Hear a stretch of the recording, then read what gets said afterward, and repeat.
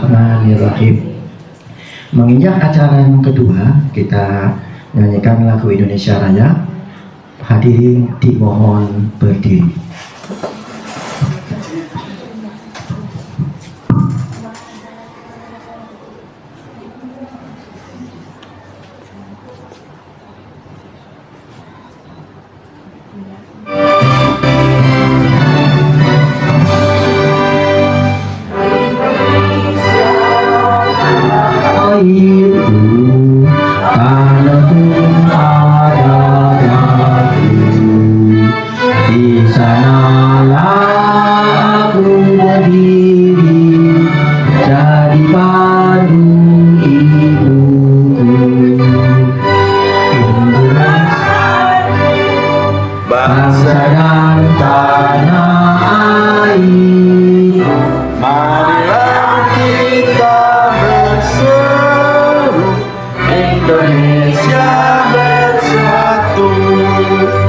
Hiduplah tanahku, hiduplah negeriku, bangsaku, rakyatku semuanya. Bangga jiwanya, barulah rakyat untuk Indonesia Raya. Indonesia merdeka, merdeka, tanahku, negeriku yang ku cinta. Indonesia merdeka, merdeka, Indonesia Raya. Indonesia Raya, merdeka, merdeka, negeriku yang ku cinta. Indonesia Raya, merdeka, merdeka, Indonesia Raya. Terima kasih. Hadirin dimohon duduk kembali. Menginjak acara yang ketiga, yaitu pemaparan materi yang insya Allah akan dicanangkan oleh Ibu Jenny Liswati SPD MPD. Kepadanya kami persilakan.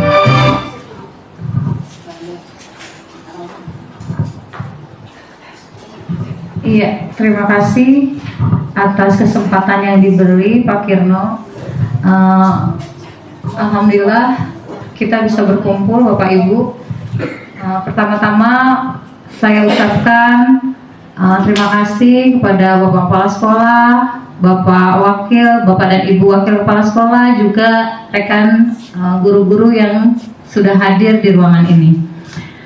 Izin Bapak Ibu guru semua, di hari ini kami perwakilan dari CGP Angkatan 11 pada modul 1.4 tentang budaya positif, kami akan melakukan diseminasi atau menyebarkan pemahaman mengenai budaya positif. Langsung aja ya Bapak Ibu. Sebentar.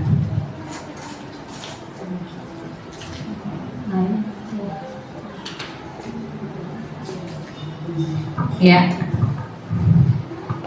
Bapak Ibu, sebelum dimulai kita tepuk semangat dulu yuk.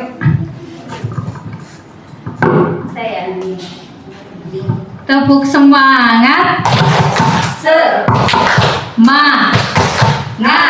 Semangat. Gitu Bapak Ibu, terima kasih. Nah, Bapak Ibu mungkin sudah sering dengar ya budaya positif. Nah, ini saya akan memaparkan Bapak Ibu budaya positif dari pengertian. Jadi budaya positif itu merupakan perwujudan nilai-nilai kebajikan universal yang harus diterapkan di sekolah. Kebiasaan-kebiasaan yang berkembang di sekolah secara tidak langsung menjadi cermin dari tujuan mulia, yaitu nilai-nilai yang diyakini sekolah. Untuk itu diperlukan upaya untuk menciptakan lingkungan positif agar dapat membentuk budaya positif. Jadi diharapkan dari budaya positif ini nanti terbentuk Bapak Ibu lingkungan yang positif, di mana nanti pastinya warga sekolah juga, kami guru-guru gitu ya Bapak Ibu, terusnya anak-anak, murid-murid kita, dan juga caraka dan karyawan semua, kalau sudah menerapkan budaya positif ini pasti nanti akan terciptalah lingkungan yang positif. Nah, konsep inti budaya positif ini ada 8 Bapak Ibu. Yang pertama ada perubahan paradigma belajar, ada disiplin positif, ada nilai-nilai kebajikan, ada kebutuhan dasar manusia, ada motivasi perilaku manusia, ada posisi kontrol guru, ada keyakinan kelas, dan yang terakhir segitiga restitusi. Yang pertama akan kita bahas pembelajaran dengan paradigma baru. Nah, Bapak Ibu pernah dengar nggak sih istilah paradigma baru? Sering ya Bapak Ibu ya. Pas banget sama kurikulum Merdeka ini launching nih Bapak Ibu pasti sering dengar paradigma baru apaan sih itu ya. Nah ini Bapak Ibu ternyata paradigma baru itu pembelajaran di mana pembelajarannya itu berdasarkan prinsip pembelajaran berdiferensiasi. Berdiferensiasi itu seperti apa? Jadi kita itu mengajar itu dengan disesuaikan kebutuhan murid kita Bapak Ibu. Nah, disesuaikan di mana nanti kita itu akan melihat murid kita itu ada yang tipenya audio. Jadi memang dia senangnya dengan didengarkan Bapak Ibu kayak didongengkan gitu. Ada juga yang senang juga visual. Visual itu jadi diperlihatkan betul gambar-gambar yang menarik, diperlihatkan video-video juga. Nah, mereka senang tuh model kayak gitu. Nah, nanti juga ada lagi tipe yang memang dia gak bisa diem Bapak Ibu. Jadi kinestetik disebutnya. Nah ini juga disebutnya adalah pembelajaran berdiferensiasi. Dimana tadi kategori yang seperti itu oleh siapa nanti di apa namanya dikategorikannya? Nah oleh dulu itu ya oleh psikolog modern. Tapi ada kok Bapak Ibu aplikasi yang mudah. Kita juga nggak harus lulusan psikologi kita bisa Bapak Ibu ya. Ada aplikasi di mana nanti kita juga bisa untuk memetakan murid-murid kita itu kategori yang mana. Nah sehingga dengan anak kita tadi sudah sesuai kebutuhannya pembelajarannya, maka harapannya itu ya sesuai ini Bu untuk mewujudkan profil pelajar Pancasila. Dimana kita tahu profil pelajar Pancasila ada berapa Bapak Ibu dimensinya?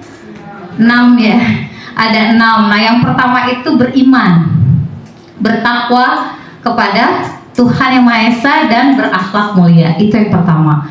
Di kita sudah lah ya Bapak Ibu, kita juga sering melakukan ini pembiasaan baik, di mana sholat berjamaah, tadarus pagi, betul. Jadi sebenarnya ini juga sebelum kurikulum Merdeka, sebelum paradigma baru muncul, kita sudah sering Bapak Ibu melakukannya. Tapi ya di kurikulum ini lebih ditingkatkan lagi, digaung-gaungkan lagi ya, sehingga harapan pemerintah yang tadi murid-murid kita itu punya karakter profil pelajar Pancasila. Lalu yang berikutnya berkebinekaan global.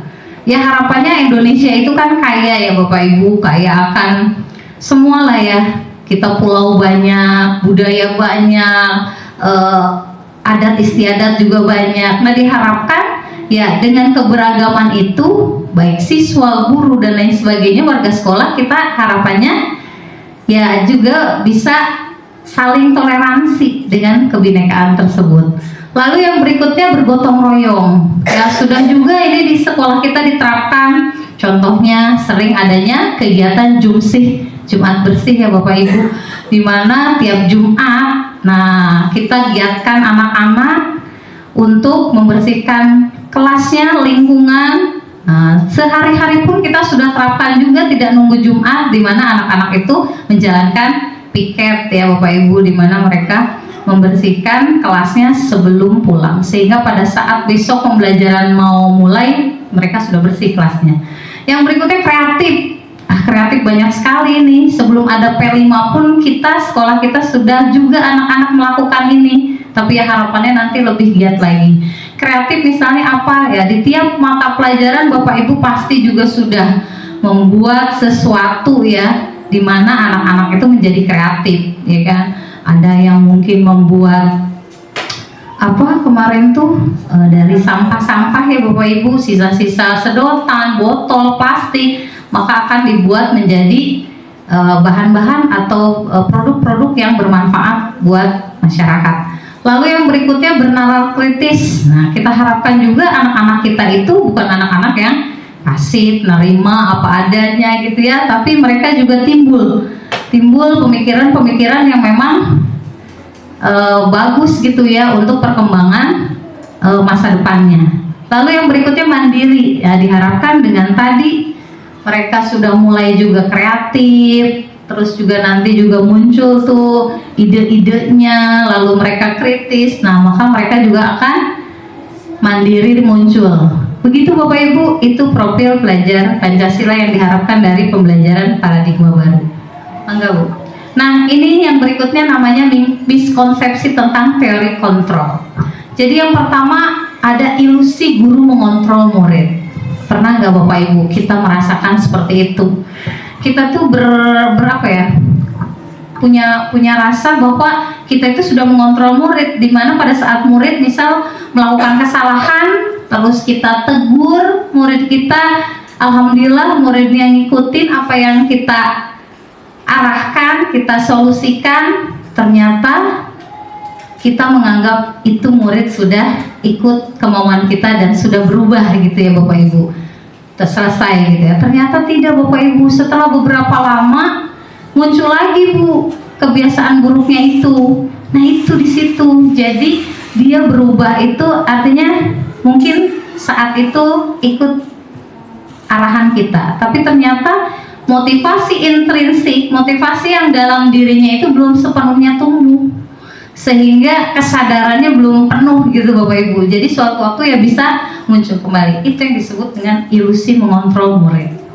Lalu yang berikutnya ilusi bahwa semua penguatan positif efektif dan bermanfaat. Seperti apa sih penguatan positif efektif dan bermanfaat itu? Jadi ini contohnya itu seperti murid, di mana murid ini ke guru itu minta ini apa ya namanya ya? Jadi dia minta reward ya, atau juga minta hadiah kayak gitu Bapak Ibu. Jadi hati-hati juga. Itu mungkin kita melihatnya nggak apa-apa gitu kan, hadiah.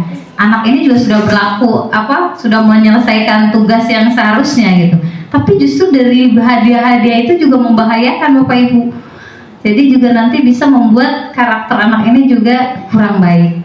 Lalu yang berikutnya ilusi bahwa kritik dan membuat rasa bersalah mampu menguatkan karakter.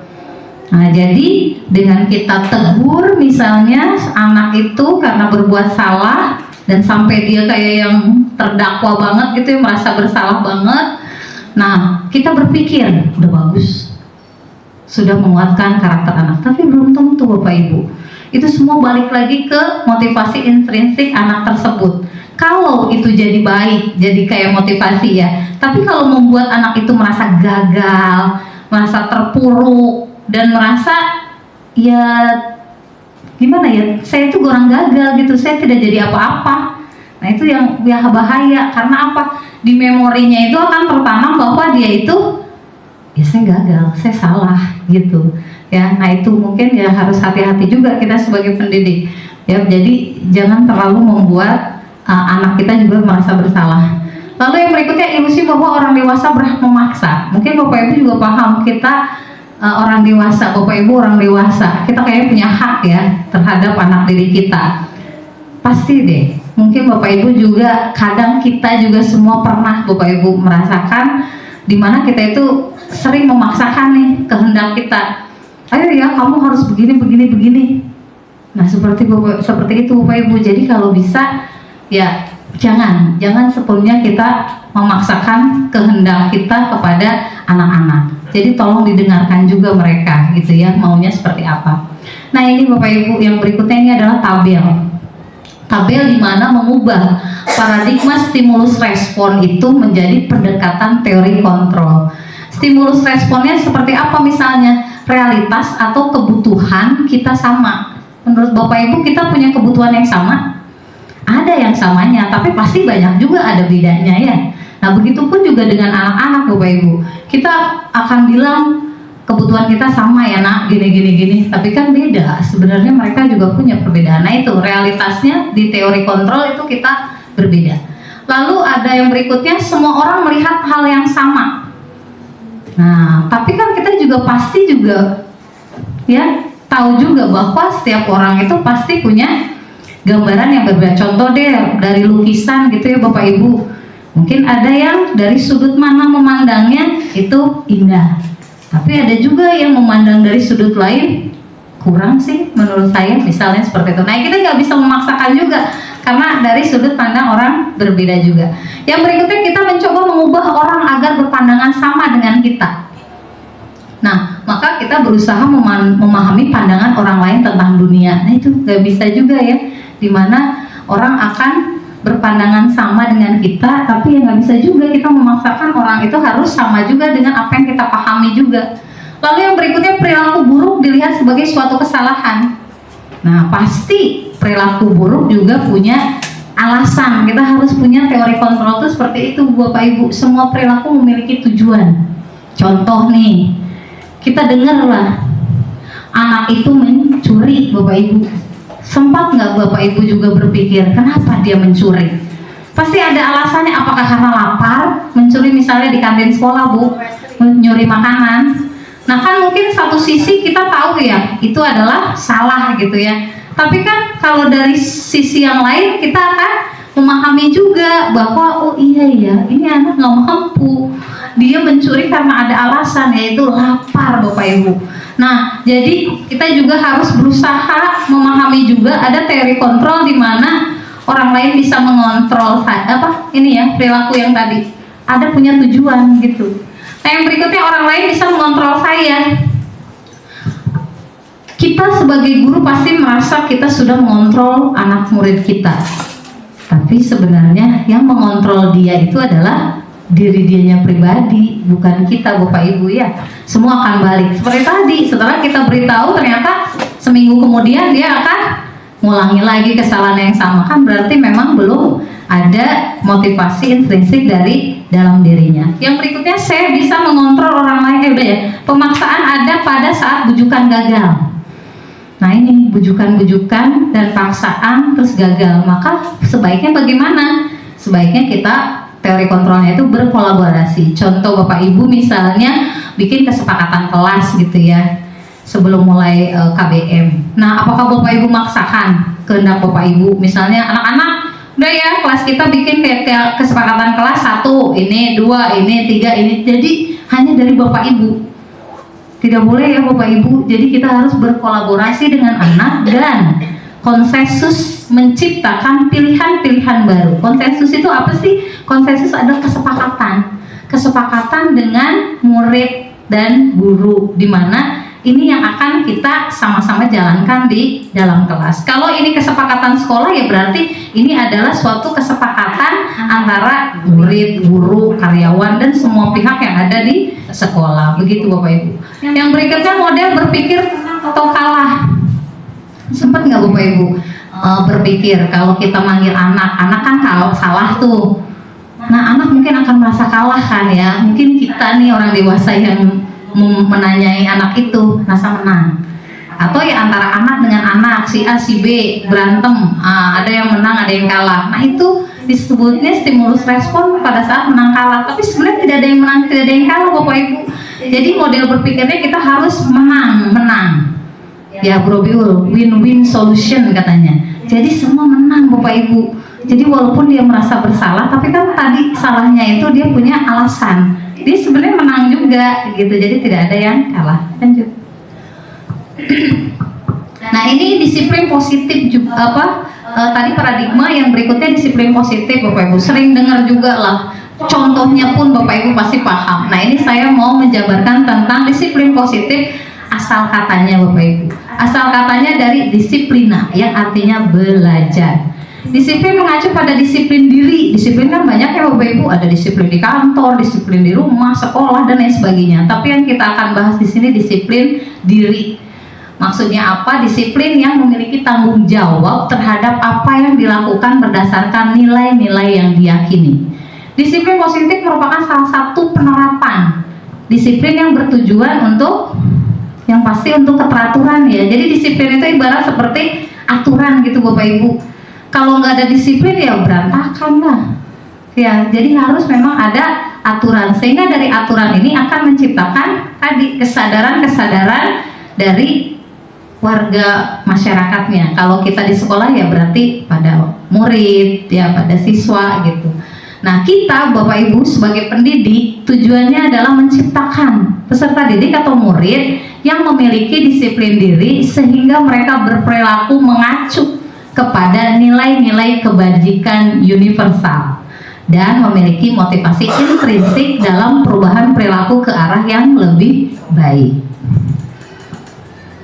Nah, lalu yang berikutnya nilai-nilai kebajikan. Bapak Ibu juga mungkin pernah dengar nilai-nilai kebajikan. Maksudnya apa sih nilai yang baik ya? Iya, seperti itu sebenarnya. Tapi ini dari pengertiannya nilai yang disepakati bersama, lepas dari suku, bangsa, agama, bahasa maupun latar belakangnya. Contoh nilai kebajikan institusi atau organisasi ini terbagi 3, Bapak Ibu. Ada profil pelajar Pancasila yang tadi sudah kita bahas, yang ada 6 ya. Lalu yang berikutnya, menurut Ibu Primary Years Program, toleransi, rasa hormat, integritas, mandiri, menghargai, antusias, dan lain sebagainya. Nah, ini dari Ibu Primary. Lalu yang berikutnya, keterampilan hidup atau life skill. Life skill itu dapat dipercaya, lurus hati, pendengar yang aktif, tidak merendahkan orang lain, dan memberikan yang terbaik dari diri. Lanjut. Nah, ini kebutuhan dasar manusia.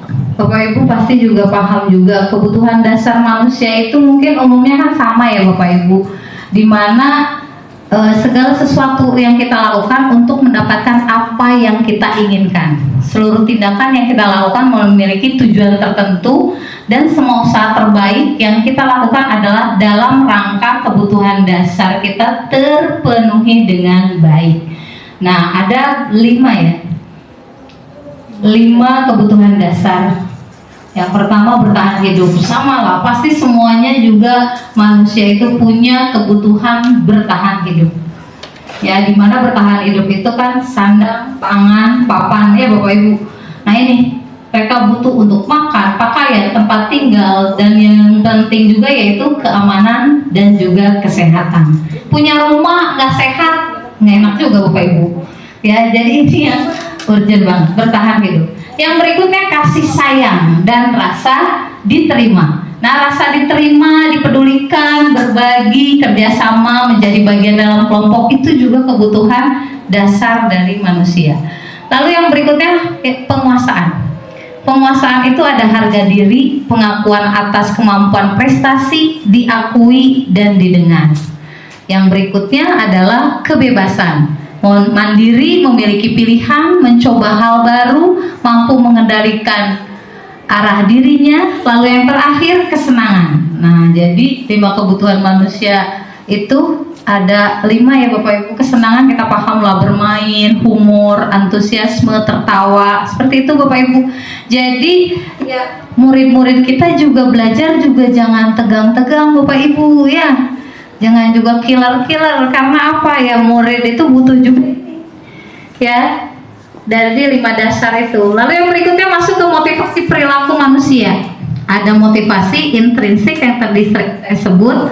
Lalu yang berikutnya motivasi ekstrinsik. Berarti pahamlah Bapak Ibu ya, motivasi intrinsik itu berarti motivasi dari dalam diri untuk menjadi orang yang mereka inginkan dan menghargai diri sendiri. Ya, jadi mereka awalnya mulainya dari luar dulu Bapak Ibu, untuk menghindari ketidaknyamanan atau hukuman, untuk mendapatkan imbalan atau penghargaan dari orang lain. Nah, lalu motivasi ekstrinsik ini nanti akan menjadi motivasi intrinsik. Begitu. Lanjut. Nah, ini ada juga yang disebut hukuman, konsekuensi, dan juga restitusi. Hukuman itu tidak terencana, tiba-tiba murid tidak tahu apa yang akan terjadi dan juga tidak dilibatkan. Lalu bersifatnya satu arah dan berupa hukuman fisik atau psikis. Misal, tidak memakai seragam yang ditentukan sekolah, kan ada ya Bapak Ibu hukuman. Nah, kalau bahasanya kalau di sekolah kita ya poin, kena poin gitu ya Bapak Ibu. Nah, itu masuk. Nah, kalau konsekuensi terencana ya, atau disepakati antara guru dengan siswa. Terus murid tetap dibuat tidak nyaman, sikap guru selalu memonitor murid. Lalu kalau restitusi, proses menciptakan kondisi di mana murid itu akan memperbaiki kesalahannya dan juga terjadi kolaborasi antara si murid sama Bapak Ibu guru untuk mencari solusi sendiri. Itu namanya restitusi Bapak Ibu. Nah, ini 5 posisi kontrol guru. Nah, kita ada di mana Bapak Ibu? Apakah Bapak Ibu penghukum? Apa Bapak Ibu pemantau? Apa Bapak Ibu sebagai teman? Apa Bapak Ibu sebagai manajer? Apa Bapak Ibu sebagai pembuat merasa bersalah? Mungkin kita pernah melakukan ini semua ya Bapak Ibu. Ya. Next, Bro Bill. Ya. Nah, contoh penerapan 5 posisi kontrol Bapak Ibu. Contoh ini kasusnya, siswa tidak memakai atribut lengkap saat upacara bendera. Nah, pasti Bapak Ibu akan bilang seperti ini nih. Hormat pada bendera 1 jam.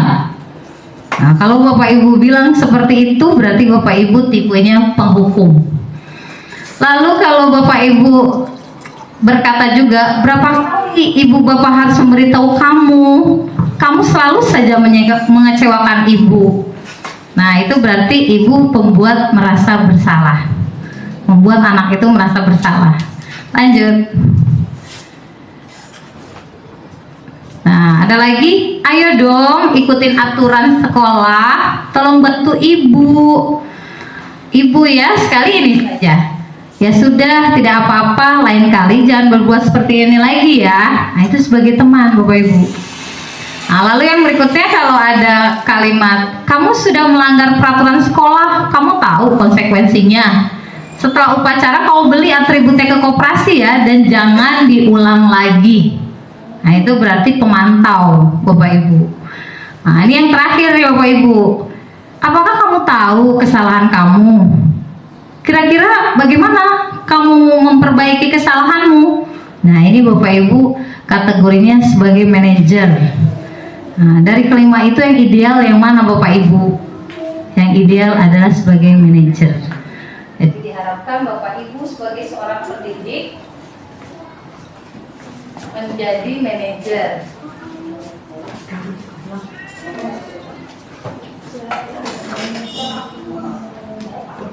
Ya. Nah, ini juga contoh juga. Kalimat saya kecewa sekali dengan kamu. Nah, berarti pembuat merasa bersalah sehingga peserta didik atau murid merasa bersalah banget Bapak Ibu. Lalu yang berikutnya, kamu tidak pernah benar melakukannya. Nah, itu penghukum Bapak Ibu. Lanjut. Apa rencanamu untuk menyelesaikan masalah ini? Nah, itu manajer Bapak Ibu. Udah, lanjut. Nah, ayo lakukanlah demi ibu atau bapak gitu. Nah, itu sebagai teman. Ya. Nah, kamu tidak pernah mendapatkan nilai jika tidak mengerjakan tugas. Mantau kalau seperti itu. Nah, ini kita masuk ke yang berikutnya, keyakinan kelas yang sudah ibu bapak lakukan. Nah, kita tinggal cross check apakah sudah sesuai Bapak Ibu. Nah, mengapa bukan peraturan kelas ya Bapak Ibu? Kenapa sebutannya keyakinan kelas? Ada yang bisa jawab?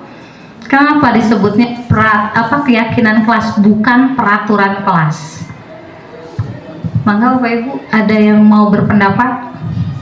Kenapa bukan peraturan kelas tapi disebutnya keyakinan kelas? Bumi mungkin mau berpendapat? Menurut saya kalau keyakinan kelas itu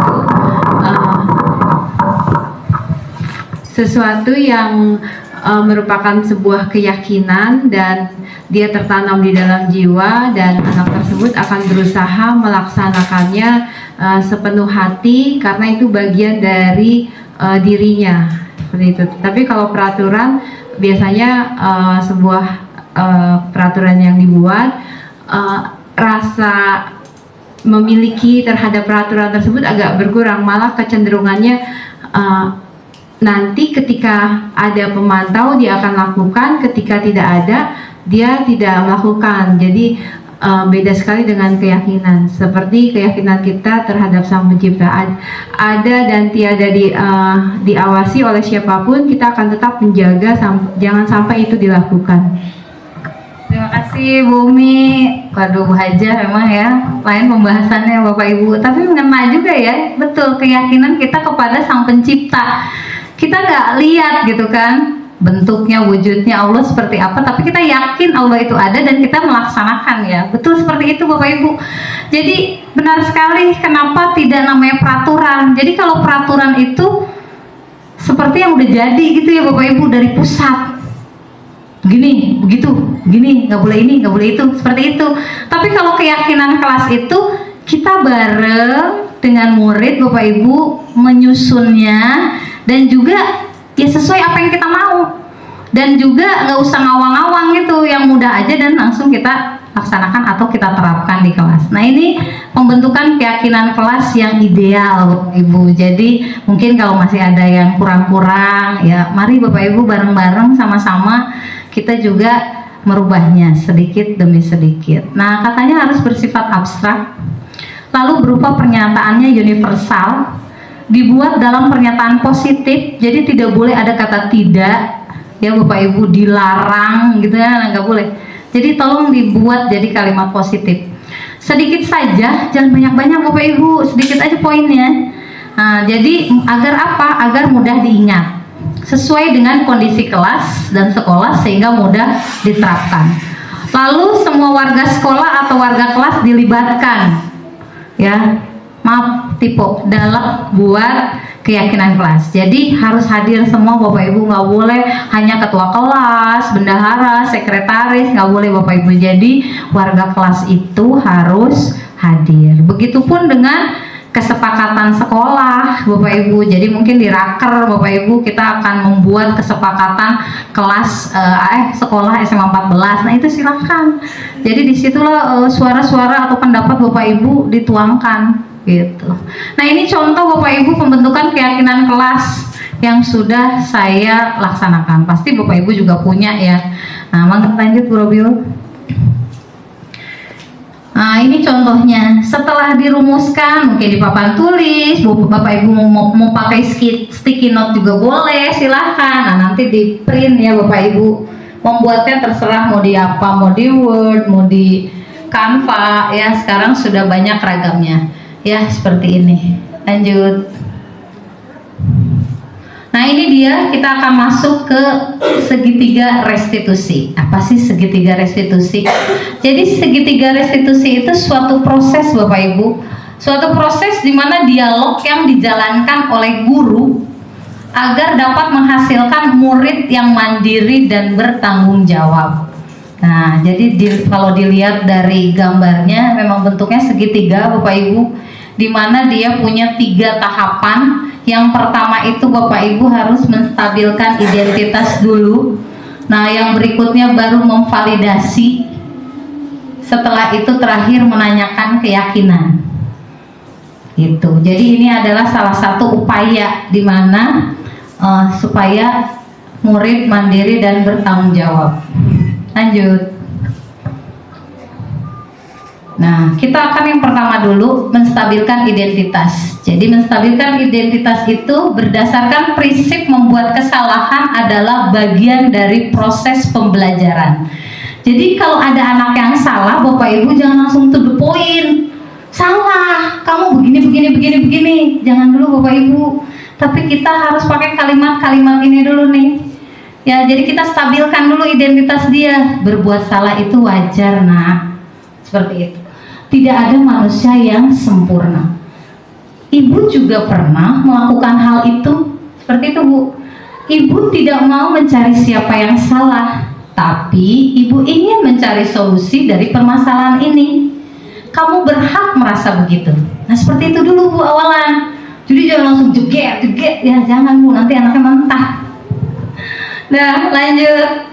Setelah itu kita validasi tindakan yang salah. Nah, berdasarkan prinsip setiap perilaku itu berupaya memenuhi suatu kebutuhan tertentu. Tadi kita di awal sudah tadi ada teori kontrol ya Bapak Ibu. Jadi setiap ada apa yang dilakukan itu pasti punya tujuan.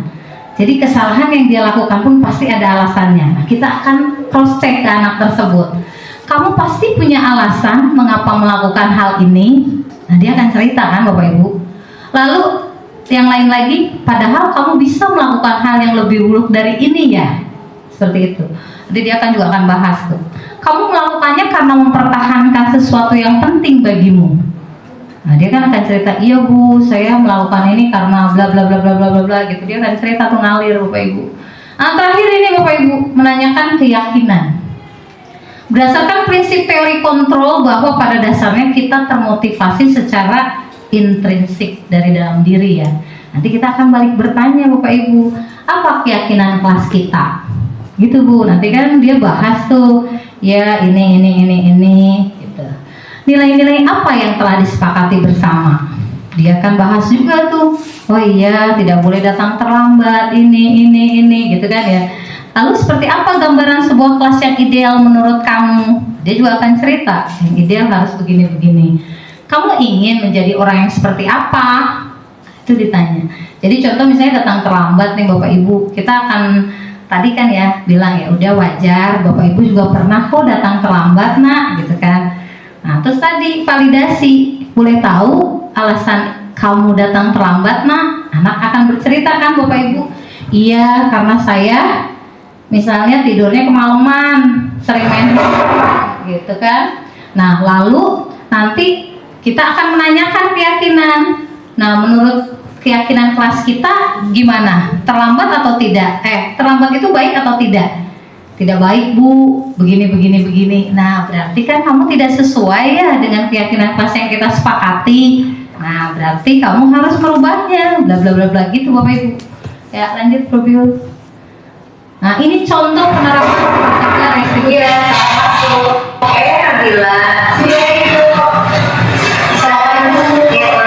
Nah ini contoh saya sedang bersama Nabila simulasi penerapan segitiga restitusi Bapak Ibu, di mana Nabilanya adalah ini terlambat, suka terlambat gitu ya. Tadi sampai sekolah jam 7.15. Nabila tahu jam 14 maksudnya jam berapa? Masuknya jam 45. Betul, 6.45. Dari rumah jam berapa berangkatnya? Dari rumah berangkatnya jam 7 ya. Jam 7 berangkat dari 14 jam 7.15. Menurut Nabila agak terlambat atau tidak? Iya, terlambat ya. Nah, berarti Nabila tepat waktu atau tidak? Tidak, ada tepat waktu. Iya. Jadi Nabila itu barusan dan mungkin kemarin ya catatan BK tidak tepat waktu. Nah, itu manusiawi. Nah ini contoh menstabilkan identitas Bapak Ibu. Ada kata-kata manusiawi. Kita tidak mencari siapa yang salah, tapi di sini kita akan mencari solusi bersama-sama supaya kita tidak terlambat lagi datang ke sekolah. Nah, Gas itunya.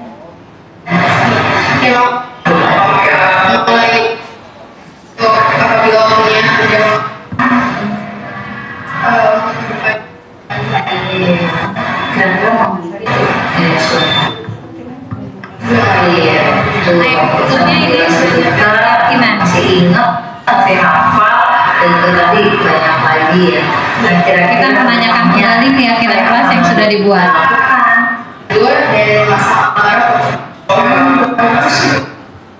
Dan dia berjanji untuk bikin strategi biar nggak terlambat Bapak Ibu. Karena dia akan memakai alarm, tidur akan lebih cepat, tidak malam. Terus juga hati-hati di jalan. Terima kasih sudah memenuhi panggilan ini ya. Lanjut. Yang berikutnya contoh kasus 2 ya Bapak Ibu.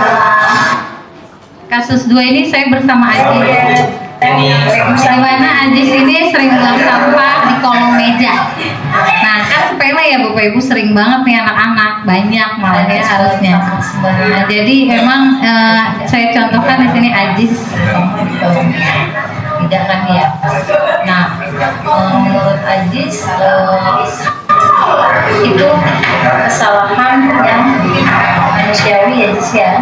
Betul, Bu Jenny juga pernah melakukan itu, tidak apa-apa. Jadi ibu juga nggak nyari siapa yang salah. Tapi Ajis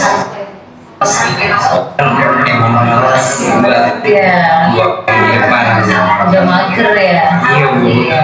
Ya, jadi Ajis tahu ya kira-kira buang sampah di kolong meja itu kan tidak baik. Nah kira-kira cocok nggak dengan kesepakatan kelas yang sudah kita buat? Enggak. Enggak ya. Nah ini pasti ada kesepakatan kelas apa saja yang kita rumuskan bareng-bareng? Masih Apa saja contohnya? menjaga rahasia kelas, datang tepat waktu, saling menghormati dan dihargai. Di antaranya ada juga ya buang sampah harus pada tempatnya. Nah jadi kan itu tidak baik ya berdasarkan namanya kesepakatan kelas. Kira-kira kapan misalkan melakukan Habis organisasi saya bakal janji buat buang sampah. kayak Ya, itu ya Bapak Ibu contoh penerapan segitiga restitusi. Nah, penutupnya semoga pemaparan saya mengenai budaya positif di mana harapannya kita semua Bapak Ibu sebagai pendidik atau guru memiliki standar kepribadian profesional dan sosial yang baik di mana kita sebagai guru mampu merefleksikan diri dalam posisi kontrol saat ini, bagaimana perjalanan dirinya sebagai among atau manajer yang menuntun murid-muridnya menjadi insan yang mandiri, merdeka, dan bertanggung jawab. Demikian Bapak Ibu, terima kasih atas perhatiannya. Assalamualaikum warahmatullahi wabarakatuh. Terima kasih. Enggak apa-apa. Terima kasih Bu Jenny yang telah memberikan paparan terkait dengan materi yang telah tadi disampaikan. Sepertinya cukup gamblang materi yang telah disampaikan oleh Ibu Jenny. Terkait dengan ini ya Bu Jenny ya, terkait dengan apa kesepakatan atau enggak, maksudnya kan gini, masih ini ya, kesepakatan apa? Keyakinan. Keyakinan kelas ya. Sebagai contoh saya, keyakinan kelas ternyata setiap tahun nggak boleh sama ya. Oh nggak boleh ya. Yang kemarin saya kan kelas 10, kelas 2, pertama kelas 11 ya. Ngajar di kelas 12. Kelas 11 saya ada aturan kesepakatan bersama di awal bahwa setiap anak yang mau ke kamar mandi harus pakai paspor. Iya. Paspornya yaitu tadi mengerjakan satu soal aja paspor saya. Nah ternyata setelah kelas 12 anak berubah. Pak, kalau tahun kemarin pakai paspor, sekarang jangan pakai paspor kenapa? Nah terus bagaimana? Ya jangan usah pakai paspor Pak. Masalahnya kalau ternyata tahu-tahu saya kebelet Pak, kalau pakai paspor ujung-ujungnya nggak kuat. Baik, akhirnya saya ganti. Terus kesepakatan gimana? Kesepakatan saya 5 menit sebelum KPM dimulai, anak-anak urusan kamar mandi harus selesai. Dikuras dulu dah gitu. Ya kan? Dan kesepakatan saya lagi gini Bu. Dalam penilaian, saya paparkan penilaian raport ini, saya sampaikan, saya menggunakan 4 komponen gitu. Contoh nih ya, untuk mungkin teman-teman bisa diterapkan di kelas. Saya mau menerapkan 4 komponen. Yang pertama kehadiran, yang kedua tugas, yang ketiga keaktifan, dan yang keempat penilaian harian ulangan. Kehadiran saya hargai 20%. Kalau misalnya 100, poinnya 100, berarti kalau hadir terus nilainya 20, udah dapat poin 20. Tugas kerjaan segala macam, poinnya udah 20. Setiap bertanya segala macam, poinnya 20. Saya untuk ulangan harian, ulangan asal segala macam cuma ngambil 40%. Jadi 60% detail dari proses. Nah gitu. Jadi kalau mungkin saya terapkan ini udah hampir 5 tahun sebelum ada kurikulum merdeka, sudah terapkan gitu, nilainya banyak gitu. Jadi dulu saya pernah bikin format tapi dipatahkan begitu saja. Ini mah ribet. Makanya saya jujur nggak pakai buku yang ini Bu. Saya nggak pakai buku yang biru, nggak pernah pakai saya. Ambil aja. Baik, iya saya nggak pernah pakai itu. Karena saya setiap hari anak aktif. Kalau kemarin poinnya Pak, poinnya jangan 1 dulu. Tahun kemarin kan poinnya 1 Pak. Terus poinnya berapa? Kesepakatan nih 5 Pak. Nah, naik. Itu kan berarti udah kita komunikasikan, dan ada yang belum salah satu yang belum teman-teman lakukan adalah pembuatan berita acaranya. Nah itu belum ada bukti, saya udah bikin berita acaranya Bu. Jadi berita acaranya udah saya buat, anak tanda tangan, disaksikan jumlah anak yang hadir berapa dalam kelas itu, beri 39. Kalau 39 berarti yang hadir 1, misalnya 38, berarti udah mewakili semuanya. Jadi nggak mungkin dalam satu kelas cuma hadir 10 kan ya, nggak mungkin, palingnya kan di atas 75% atau 80%. Ya baik, itu yang contoh yang saya lakukan untuk keyakinan kelas. Untuk menanggapinya Bu Jenny bagaimana Bu? Ya, terima kasih. Terima kasih Pak Kirno, luar biasa ya Bapak Ibu. Terima kasih praktik baik ya, berbagi praktik baik.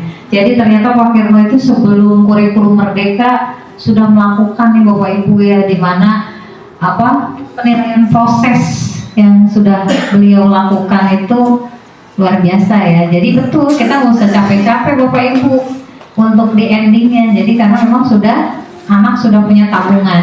Terus menanggapi tadi Bapak keyakinan kelas, bagus juga itu ya Bapak Ibu, dimana membuat kesepakatan untuk aturan main ke toilet, dimana kan anak suka banget ya keluar nanti masuk 5 menit mau habis baru tuh dia datang.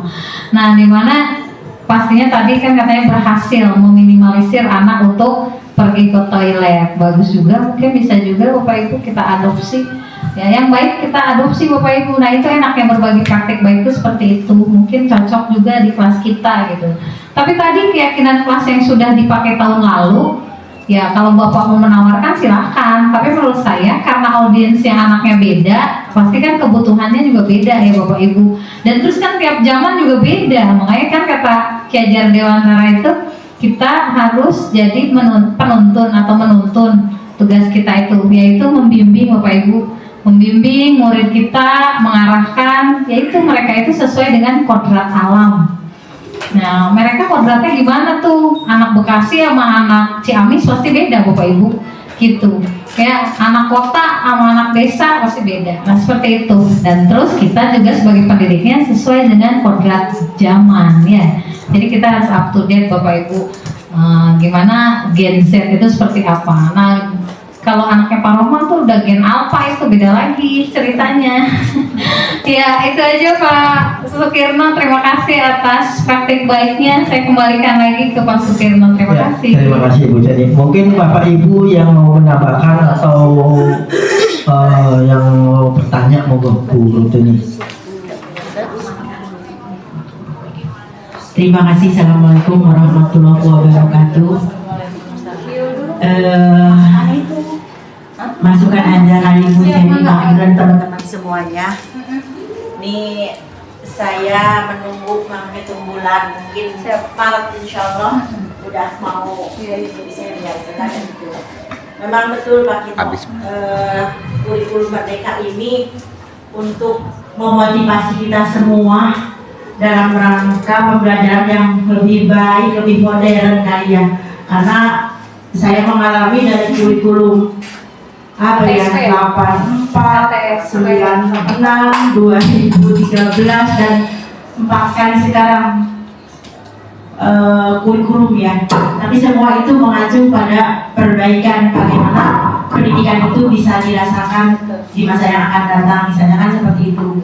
Nah mengenai keyakinan itu mungkin lebih bagus dibuat lagi oleh warga kelas, karena kalau tata tertib peraturan itu hanya mengingat secara fisik, kita boleh ini, boleh ini, boleh ini, dan itu sudah ada turun temurun, dan itulah mungkin keyakinan sama-sama keyakinan, tapi dilakukan turun temurun, tapi disesuaikan dengan lingkungan kondisi yang ada. Ya mungkin saya salut gitu kan, dari mulai saya ngajar di SMA 1 terus ke 4 terus ke 14, itu kan tata tertib menjiplak dari SMA 1 terdahulu gitu kan. Dan memang situasinya sekarang udah berbeda, tapi itu aja, paling revisi ini, paling pakaian lah, apalah masuk hadirnya jadinya.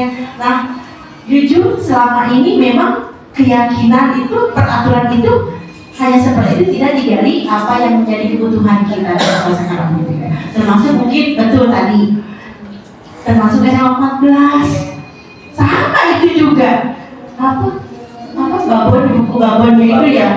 Memang sih kita di setiap tahun bawa kemana SMA 14 ini mau gimana gitu tapi tetap turun temurun itu ada aja seperti itu. Ya mungkin kita kembali ke latar belakang sejarah budaya, kita dijajah oleh Belanda ya. Jadi latar belakang terus apa namanya ide-ide gagasan apa itu memang kita kurang ya, gitu ya. Itu harus senang aja mungkin ya. Mangga ke depan mungkin sama-sama kita tuh mau diapain sih? Nah bikin jadi bukan peraturan lagi tapi keyakinan gitu ya. Terima kasih. Assalamualaikum warahmatullahi wabarakatuh. Terima kasih Bu Tini. Terima kasih Bu Tini. Mungkin ada yang mau nambahkan lagi? Cukup? Baik, untuk sesi yang pertama yang disampaikan Bu Jenny, kita kasih aplaus ini. Semoga yang disampaikan bermanfaat buat kita semua.